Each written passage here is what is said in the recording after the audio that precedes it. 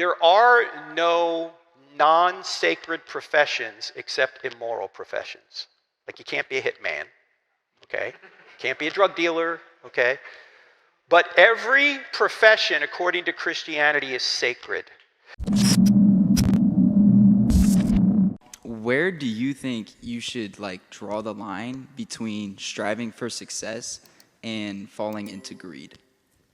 Oh, great question. Striving for success and falling into greed.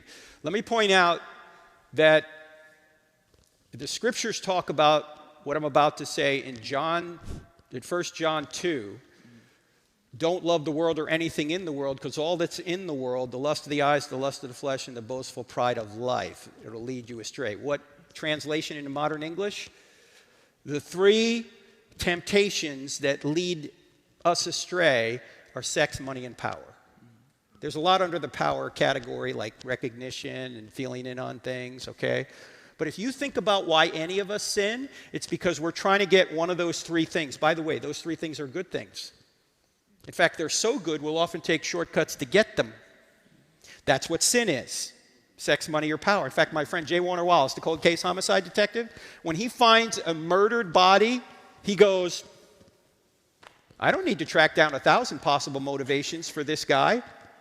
That guy was murdered for one or more of these three reasons. There was either a sex issue, a money issue, or a power issue.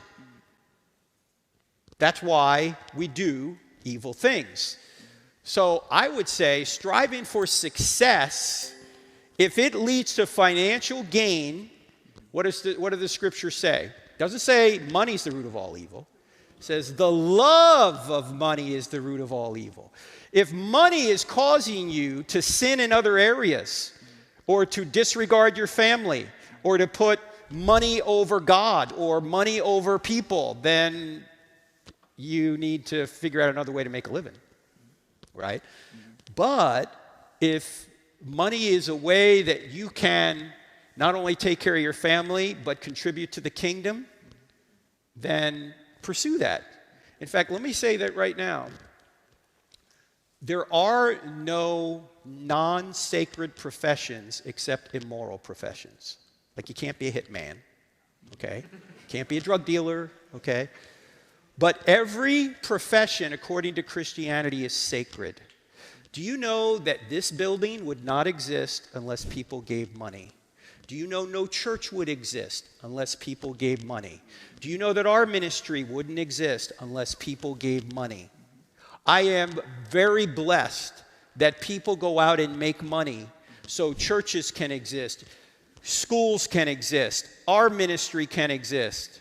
And by the way, that's what I did until I was 49 years old. I didn't start doing this full time until I was 49. I was doing corporate training while I was going to seminary, while I started this ministry. So I was making money too. When you get into ministry, okay, you don't make as much money. But there's nothing wrong with making money. What's wrong is if it affects you in such a negative way, it's causing you to sin. If that's the case, you need an accountability partner. You need a way to ensure that it doesn't pull you down. Same thing is true with sex. Same thing is true with power. Yeah. Let me ask you one other thing. What prompted you to ask that question? Someone I know asked that question to me, and I was like, wow, that's a really good question. And so I didn't fully know how to to answer. It's asking for a friend. I got it. All right. So yeah, I was just curious what you had to say for somebody else. I got it. Okay, good.